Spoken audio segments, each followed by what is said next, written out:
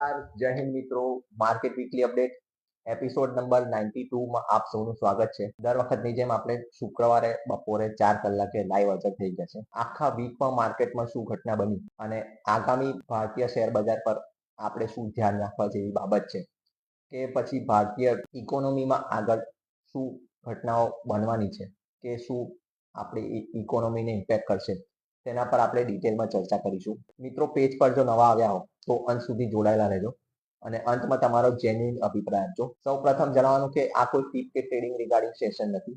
અહીંયા આપણે જે પણ વાત કરીશું એ ભારતીય ઇકોનોમી પર અને ભારતીય શેર બજારના ફંડામેન્ટલ પર વાત કરીશું, જેથી તમારું જે પણ નોલેજ હોય તેને થોડું એનહાન્સમેન્ટ મળે.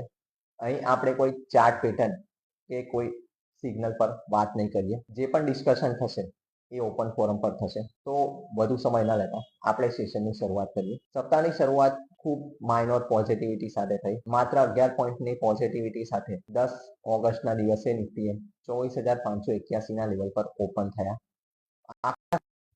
આપણે તે દિવસે જ બનાવ્યો 24,620 અને આખું સપ્તાહ આપણે ડાઉનવર્ડ ટેરિટરીમાં કામ કર્યું અને એ પણ એકદમ ફ્લેટ નેરો રેન્જમાં કામકાજ કર્યું.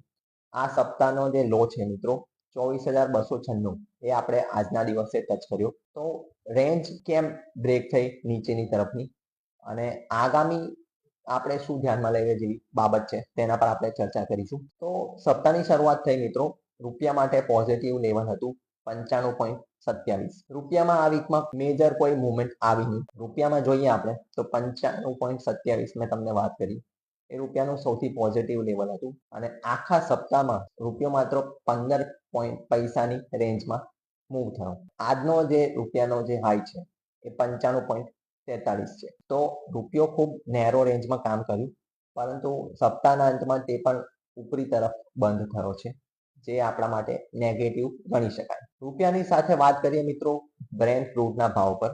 બ્રેન્ટ ક્રૂડના ભાવમાં આપણને આખા સપ્તાહમાં મોટા ઉતાર ચઢાવ જોવા મળ્યા. મોટા ઉતાર ચઢાવ એટલે એકદમ એક્સ્ટ્રીમ ઉતાર ચઢાવની વાત નથી કરી રહ્યો, પરંતુ જે પ્રકારે વૈશ્વિક લેવલ પર ઉથલ પાથલ થઈ રહી છે તેના અનુસંધાનમાં જોઈએ તો આપણા બ્રેન્ટ ક્રૂડના સપ્લાયને લઈને આપણે જોઈએ તો લગભગ 6 થી 7 ડોલરની મુવમેન્ટ આપણે આખા સપ્તાહમાં જોઈ.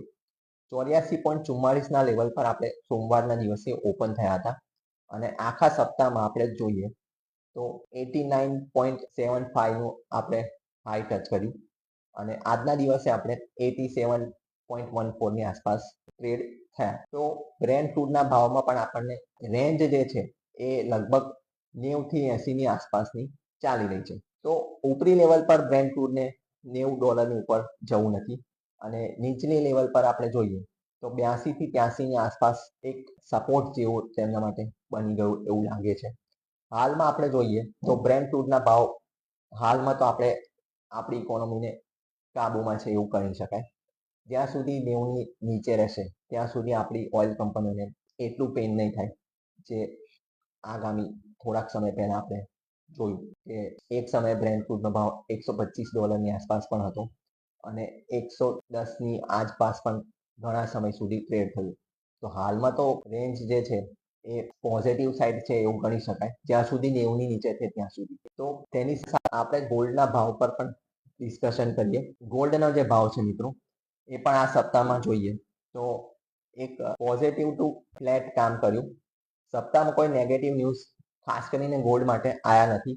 1,53,699 આ સપ્તાહનો હાઈ છે, જે આપણે બનાવ્યો મંગળવારના દિવસે 11 ઓગસ્ટના દિવસે અને સપ્તાહનો જે લો છે 1,51,354 જે આજના દિવસે બન્યું. તો ગોલ્ડમાં ખાસ કરીને જે જોઈએ તો મોટા ભાગના દિવસો પોઝિટિવ જ રહ્યા હતા.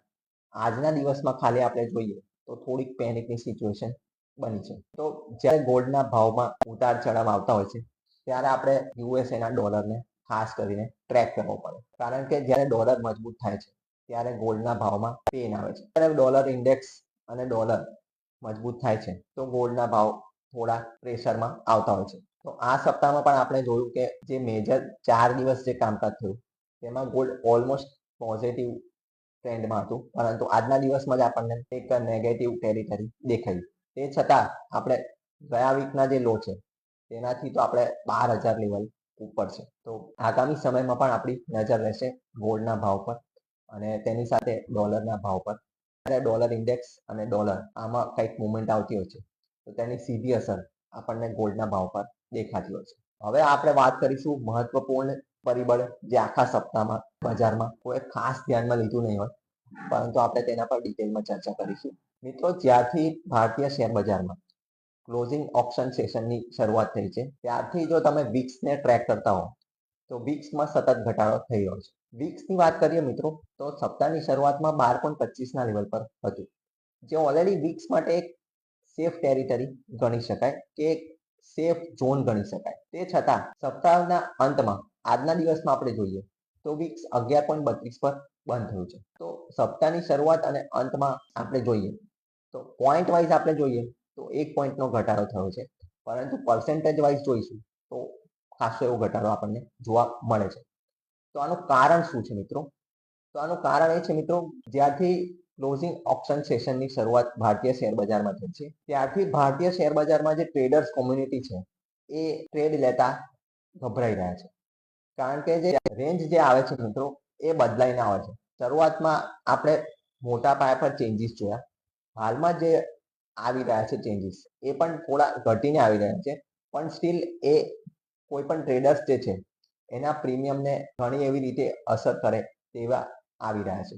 હાલના દિવસમાં આપણે જોયું કે અપસ્ટોક્સથી માંડી ઝરોધા અને ગ્રોના જે ટ્રેડર્સ જે છે તેમાં જે ટ્રેડિંગની જે વોલ્યુમ છે એમાં ખાસો ઘટાડો આવ્યો છે. આ ડેટા તમે બીએસસી અને એનએસસીની વેબસાઇટ પર ચેક કરી શકો છો. તો આ જ રીતે કામકાજ થતું રહ્યું મિત્રો તો તેમના નંબર્સ પર ઘણી એવી ઇમ્પેક્ટ પડશે અને વિક્સ આ જ રીતે ડાઉનવર્ડ પર કામ કરશે. મતલબ વોલ્યુમમાં ખાસો એવો ઘટાડો આપણને જોવા મળી રહ્યો છે. રિટેલ પાર્ટિસિપેશન આપણે જોયું કે જે છે ખાસું એવું ઘટી ગયું છે. અને સેબીનો જે ડેટા આવ્યો હતો મિત્રો, ગયા વર્ષે જે સેબીનો ડેટા આવ્યો હતો કે 100માંથી 78 91 અને 93 લોકો લોસ કરે છે. હાલમાં જે ડેટા આવ્યો છે મિત્રો એ ડેટા જે આવ્યો છે એ થોડો ઘટીને આવ્યો છે, પરંતુ સ્ટીલ ટ્રેડર્સ કોમ્યુનિટીમાં હાલમાં તબક્કે આપણે જોઈએ તો ખાસી એવી નિરાશા આપણને જોવા મળી રહી છે. તમામ રીતે સેબી તરફથી આપણને જોવા મળી રહી છે. સેબીની સાથે ગવર્મેન્ટના જે એક્શન જે થઈ રહ્યા છે ટેક્સને લઈને, સ્ટેમ્પ ડ્યુટીને લઈને, એસટીટીને લઈને, તો આ તમામ વસ્તુઓ ટૂંક સમયમાં જે લાગુ પડી છે છેલ્લા 2 થી 3 વર્ષની અંદર અને તેમાં જે સતત વધારો થઈ રહ્યો છે તો તેના કારણે રિટેલ જે ટ્રેડર્સ જે છે એ ખાસા એવા નારાજ આપણને દેખાઈ રહ્યા છે અને તેની સીધી અસર આપણા વિક્સ પર આપણને દેખાઈ રહી છે. અને સપ્તાહમાં જે 12 ઓગસ્ટનો જે દિવસ હતો તેમાં આપણે એક ઓનલાઈન પ્લેટફોર્મ પર એક મુવમેન્ટ પણ જોઈ હતી કે નો ટ્રેડિંગ ડે, એની પણ અસર આપણે બજાર પર જોઈ. તો સપ્તાહમાં કામકાજ જે થયું છે મિત્રો એ એક નેરો રેન્જમાં કામકાજ થયું છે. 24,620 અને 24,296, તો એક 300 પોઈન્ટની રેન્જમાં બજારે કામકાજ કર્યું છે મિત્રો. જે આટલા મોટા ઇન્ડેક્સ અને સૌથી મોટું આપણે જોઈએ તો રિટેલ ટ્રેડર્સનો જે પોર્શન હતો એક સમયે ઘણા મોટા વોલ્યુમમાં કામકાજ થતું હતું, પરંતુ જ્યારથી આ CAS એટલે ક્લોઝિંગ ઓપ્શન સેશન ચાલુ થયું છે ત્યારથી ટ્રેડર્સ કોમ્યુનિટી થોડી અસમંજસમાં છે અને તેઓ પોતાની જે પોઝિશન જે છે મેજરલી 3-15 પહેલા કાપી દે છે અથવા આ સિચ્યુએશનમાં તેઓ થોડુંક હોલ્ડના મૂડમાં લાગી રહ્યા છે કે આની પર કંઈક સેટલમેન્ટ પ્રોપર થાય ત્યારબાદ તેઓ પોતાની ટ્રેડિંગ સ્ટ્રેટેજી પર આપણી નજર રહેશે. કંઈક પણ બજારમાં ગવર્મેન્ટ તરફથી કે સેબી તરફથી કંઈક પણ નવા અપડેટ આવશે તો આપણે આપણા પેજ પર શેર કરીશું. તો મહત્વપૂર્ણ ડેટા પર વાત કરીએ મિત્રો, મ્યુચ્યુઅલ ફંડ તરફથી જુલાઈ મહિનાના મ્યુચ્યુઅલ ફંડના આંકડા પ્રસ્તુત કરવામાં આવ્યા છે અને આંકડા પર આપણને એક ચિંતાજનક બાબત હું તમારી સામે શેર કરીશ. ટોટલ પહેલા તો પોઝિટિવ જે વાત છે તેના પર આપણે ડિસ્કશન કરીએ. ટોટલ મ્યુચ્યુઅલ ફંડનું AUM જે છે જૂન મહિનાના AUM થી 4.3% વધીને 85.76 lakh crore life time high પર પહોંચી ગયું છે, જે માર્કેટ અને ઇકોનોમી પ્લસ મ્યુચ્યુઅલ ફંડ ઇન્વેસ્ટરો માટે ઘણું પોઝિટિવ ગણી શકાય. ટોટલ SIP બુક છે તે પણ લાઈફ ટાઈમ હાઈ પર ચાલી રહી છે, લગભગ 32,000 કરોડની આસપાસ 31,961 કરોડ પર આવ્યું છે. હવે તેની સાથે એક નેગેટિવ નંબર પણ આવ્યા છે મિત્રો. નેગેટિવ નંબર એ છે મિત્રો કે ડિસેમ્બર 2023 બાદ એટલે લગભગ 3 વર્ષથી વધુના પીરિયડ બાદ લાર્જ કેપ ફંડ જે છે તેમાં આપણને આઉટફ્લો જોવા મળ્યો. આઉટફ્લો પણ જોવા મળ્યો છે અને તેનો જે નંબર જે છે એ પણ મોટો જોવા મળ્યો છે આપણને 1322 કરોડ. હવે રકમ ઓછી આવી, કોક વાર ઘટાડો થવો, એ વસ્તુ આપણે થોડાક સમયથી જોઈ રહ્યા છે. લગભગ આપણે ઓક્ટોબર 2024 થી આ ફેઝમાં ચાલી રહ્યા છે. 2 વાર આપણે લાઈફ ટાઈમ હાઈ ટચ કર્યું નિફ્ટીએ, પરંતુ ત્યારબાદ આપણે જોઈ રહ્યા છે કે માર્કેટનું જે મોમેન્ટમ છે એ સાઇડવેઝ ટુ નેગેટિવ ચાલી રહ્યું છે. હાલમાં આપણે જોયું કે મિડ કેપ અને સ્મોલ કેપ ઇન્ડેક્સે પોતાના લાઈફ ટાઈમ હાઈ ટચ કર્યા આ સપ્તાહમાં, પરંતુ લાર્જ કેપમાં જે ખાસ કરીને આપણે જોઈએ છે, મોટી જે કંપનીઓ જે છે તેમના પરફોર્મન્સ જે છે તેમના એક્સપેક્ટેશન પ્રમાણે નથી આવી રહ્યા અને શેરના જે મુવમેન્ટ છે એ ઓલમોસ્ટ સેમ લેવલ પર જ છે. રિલાયન્સ થી માંડીને આપણે TCS થી માંડી HDFC બેંક, આ જે મેજર ઇન્ડાઇસીસ ના જે પ્લેયર છે નિફ્ટીના, તેમાં કોઈ ખાસ પરફોર્મન્સ આપણને જોવા મળ્યું નથી છેલ્લા લાંબા પીરિયડ. તો તેને કારણે આપણે લાર્જ કેપ જે ફંડ છે તેમાં આપણે આઉટફ્લો જોયો, એટલે નેગેટિવ વસ્તુ આપણને જોવા મળી. તો હવે શું મ્યુચ્યુઅલ ફંડમાં લાર્જ કેપની સ્ટોરી અહીંયા પતી ગઈ? તો આ વાત તો આપણે બહુ પહેલા કરી એવું કહેવાય મિત્રો. કોઈ પણ ઘટના પર આપણે ડિસ્કશન કરવું હોય તો તેને લાંબા ગાળાના વ્યૂ આપણે જોવા પડે. હાલમાં આપણે પ્રથમ મહિનો એવો જોયો છે ઘણા લાંબા પીરિયડથી કે એમાં આઉટફ્લો આવ્યો છે. એકદમ એવો એનાલિસિસ ના કરી શકાય કે લાર્જ કેપ મ્યુચ્યુઅલ ફંડની સ્ટોરી અહીંયા પતી ગઈ. આપણે થોડાક સમય આપવો પડે. હજી આપણે એટલીસ્ટ 6 મહિનાનું ડેટા પર કામ કરવું પડે. ત્યારબાદ આપણને ખબર પડે કે એકચ્યુઅલ લાર્જ કેપ ફંડમાં થઈ શું રહ્યું છે. એટલીસ્ટ આપણે કમસે કમ ડિસેમ્બર સુધી તો ડેટા, ડિસેમ્બર સુધી આપણે વોચ રાખવું પડે. ત્યારબાદ જ આપણે એની પર કોઈ એક્શન લઈ શકાય. હાલમાં તમારે કોઈ એક્શન તમારા મ્યુચ્યુઅલ ફંડ પોર્ટફોલિયોમાં જો લેવી હોય તો તેના માટે તમે અમને અંગતમાં સંપર્ક કરી શકો છો. અમે તમને તમારા નીડ અને તમારી રિક્વાયરમેન્ટ મુજબ તમારા પોર્ટફોલિયોને રિવ્યુ કરી આપીશું. તો મ્યુચ્યુઅલ ફંડ બાદ આપણે જોઈએ આ સપ્તાહમાં ડિફેન્સ સેક્ટર પર એક મોટા ન્યૂઝ આવ્યા છે મિત્રો. ડિફેન્સ મિનિસ્ટ્રી દ્વારા એરફોર્સ માટે 60 નવા મીડિયમ ટ્રાન્સપોર્ટ એરક્રાફ્ટ માટે નવા ટેન્ડર બહાર પાડવામાં આવ્યા છે અને આ જે ટેન્ડરની રકમ જે છે મિત્રો એ છે 1 લાખ કરોડ. તો આગામી સમયમાં જે પણ કંપની આ ગ્રેપ કરશે તેના માટે આ પોઝિટિવ સેન્ટિમેન્ટ બની શકે છે. હું એઝ અ કંપનીની વાત નહીં કરું, હું એઝ અ ડિફેન્સ સેક્ટરની વાત કરીશ મિત્રો. કે ડિફેન્સ સેક્ટર ઓવરઓલ હાલમાં આપણે જોઈએ તો એક પોઝિટિવ મોમેન્ટમમાં ચાલી રહ્યું છે. ટૂંક સમયમાં જ આપણે જોઈશું કે ભારતના ડિફેન્સ સેક્ટરમાં આપણે એક્સપોર્ટ પણ કરતા થઈ ગયા છે. તો બહારની પણ દેશોથી આપણે ઓર્ડર મળવાના શરૂ થઈ ગયા છે અને આ વાતનો ઉલ્લેખ મારા દ્વારા તો થયો જ હતો, પરંતુ આપણા ડિફેન્સ મિનિસ્ટર દ્વારા પણ ઘણી વાર થઈ ચૂક્યો છે. તો ડિફેન્સ સેક્ટર પર ખાસ કરીને તમારે ધ્યાન આપવા જેવું જોઈએ. જો તમારો મ્યુચ્યુઅલ ફંડના માધ્યમથી ડિફેન્સ સેક્ટરમાં ઇન્વેસ્ટમેન્ટનો હોરાઇઝન કમસે કમ 5 વર્ષથી ઉપરનો હોય, 5 વર્ષ પણ આમ તો હું તો ઓછા કહું છું, જો તમારું હોરાઇઝન 7 વર્ષથી ઉપરનો હોય તો તમારે ડિફેન્સ સેક્ટરમાં ઇન્વેસ્ટમેન્ટનું વિચારવું જોઈએ. હવે ડિફેન્સમાં તમારે કયા મ્યુચ્યુઅલ ફંડમાં જવું જોઈએ તેના પર જો તમારે એડવાઇસ જોઈતી હોય, સલાહ જોઈતી હોય તો તેના પર તમે અમને અંગતમાં સંપર્ક કરી શકો છો. હવે આપણે જોયું મિત્રો કે રિઝલ્ટ સિઝન ઓલમોસ્ટ પતી ગઈ છે. આપણે નંબર્સ પર નજર પર માર્કેટ પર ચર્ચા કરી. આજે આપણે લગભગ ફાઇનલ નંબર પર નજર સેશનનો અહેવાલ પ્રસ્તુત કરીશું. તો રિઝલ્ટ સિઝનમાં આપણે જોયું મિત્રો કે હાલમાં આપણને કોઈ શોક જોવા નથી મળ્યા. આપણને કોઈ એવા નંબર ના મળ્યા કે માર્કેટમાં અચાનક ટર્ન અરાઉન્ડ સ્ટોરી થઈ જાય કે બહુ જ ખરાબ નંબર આવ્યા હોય.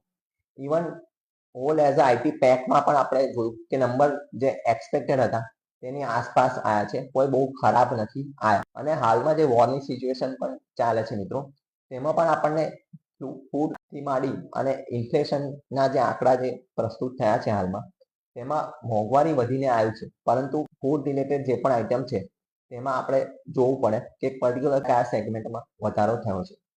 તો આગામી નંબરની સિઝન પ્લસ નંબર સિઝન માટે હાલમાં વરસાદની સિઝન ચાલી રહી છે, તો મોન્સૂન સિઝન ઘણી અસર કરશે. તો આગામી રણનીતિ ભારતીય શેર બજારમાં તમારે હાલમાં સ્ટેડી રાખવી જોઈએ. આગામી સમયમાં ભારતીય શેર બજારમાં ઘણા મોટા આઈપીઓ પણ પાઇપલાઇનમાં છે. જીઓથી માંડીને આપણે NSEના આઈપીઓ આવવાના છે. આ સપ્તાહમાં પણ આપણે ઘણા બધા આઈપીઓ જોયા. આગામી સપ્તાહમાં પણ 4 થી 5 નવા મેઇન બોર્ડ આઈપીઓ આવવાના છે. તો આગામી સમયમાં માર્કેટમાં ડાયરેક્ટ ઇન્ફ્લો આપણને કદાચ ઓછું જોવા મળે. વોલ્યુમમાં મેં તમને કહ્યું કે થોડોક ઘટાડો આપણને જોવા મળ્યો છે અને જ્યારે માર્કેટમાં થોડી પોઝિટિવિટી આવવાની શરૂઆત થાય છે ત્યારે આ જ રીતે બ્લોક ડીલ શરૂ થઈ જાય છે, ઓએફએસ આવે છે, ગવર્મેન્ટ પોતે ઓએફએસ લાવતી હોય છે. તો માર્કેટ માટે આગામી સમય જે છે એ થોડો ચેલેન્જીસ ભર્યો રહેવાનો છે. ચેલેન્જીસ એટલે એ રીતનો ચેલેન્જીસ કે ડાઉનવર્ડ ભારતીય શેર બજાર હાલમાં નહીં જાય, પરંતુ આગામી સમયમાં કોઈ પોઝિટિવ સેન્ટિમેન્ટ વગર બજાર એકદમ ઉપર પણ નહીં જઈ શકે. તો આગામી જે પણ રણનીતિ હોય તમારી મિત્રો, એને તમારે લોંગ ટર્મના પ્રોસ્પેક્ટિવથી તમારે કોલ લેવો પડે. તો આ હતું આપણું આ વીકનું માર્કેટ વીકલી અપડેટ. તમારા કંઈ પણ સવાલ હોય, કંઈ પણ સુઝાવ હોય તો તમે અંગતમાં સંપર્ક કરી શકો છો. હવે આપણે મળીશું આગામી સપ્તાહે સાંજે 4 કલાકે. ત્યાં સુધી તમામને જય હિન્દ, વંદે માતરમ.